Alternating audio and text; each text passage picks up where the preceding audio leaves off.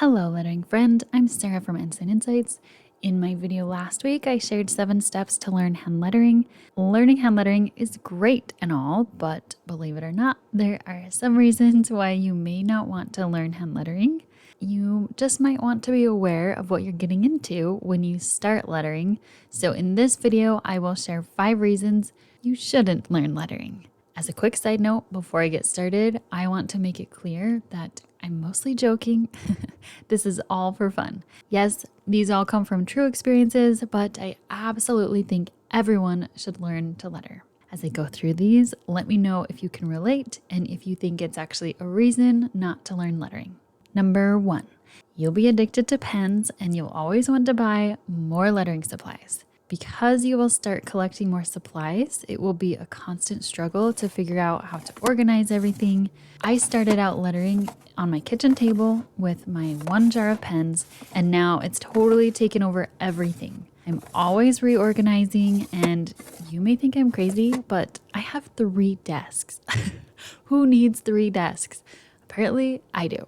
I have a desk for my computer, a desk where I letter, and then recently I added a small desk where I film videos. So tell me, what is your lettering space like? Do you have a good system to organize your pens? Number 2, everyone will want you to letter for them because you have this skill that they don't have. And it's a pretty amazing skill that everyone could benefit from. Your friends and family will all have quotes or names they want you to letter for them.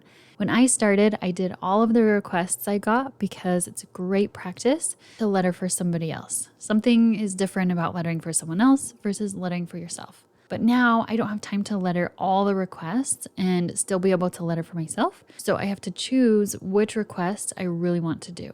What about you? Does it make you nervous so you'd rather letter for yourself?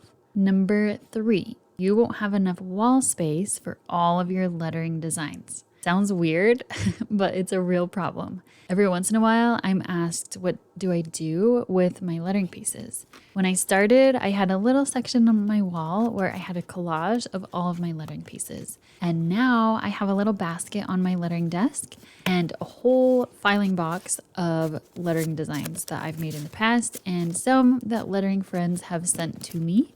And it's a lot.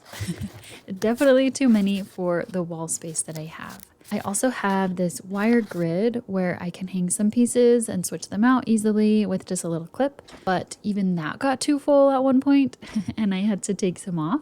Now you know what I do with my lettering pieces. I'm so curious to hear what you do with yours. Let me know and read through the comments. Maybe you'll get some ideas that somebody else does. Number 4, you'll start noticing lettering everywhere you go. Whether it's an actual font or someone's hand-lettered design, you'll notice it. You'll see fonts you love, and you may start seeing fonts that really bother you.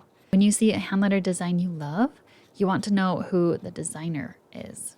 This sometimes happens to me when I see lettered designs that I absolutely love, like at a boutique shop or sometimes even on a cereal box. And the worst is when it doesn't say who the designer is. I normally try to search for who they are so I can go find them on the internet and see everything that they do. And it's really frustrating when I can't find out who they are. Does this ever happen to you? All right, number 5, you'll always have something to do and you for sure won't have time to do the digits. Lettering is the best kind of hobby because you can do it anywhere as long as you have a pen and paper. But that can also be a problem because you won't want to focus on anything else. When I first started lettering, I couldn't even sit through a movie without lettering something. I always have brush pens in my purse for when I want to letter on the go. Sometimes my husband will ask me for a pen while we're out, but all I have are brush pens, so he can't use any of them. Do you do this? Do you take lettering supplies with you wherever you go? Okay, that's it. Those are the 5 reasons you may not want to start lettering. Which one resonated with you the most? If you've listened to all 5 and you're crazy enough that you still want to learn to letter, I have a book coming out in February that may help you. If you can't wait until then, I also have an online course that will walk you through everything you need to know to start in less than 2 hours. I will leave the links for those below. Thank you for being here and watching this video. If you liked it, subscribe to see more videos like this. I just want to remind you the way you create right now is exactly where you need to be. I will see you next time.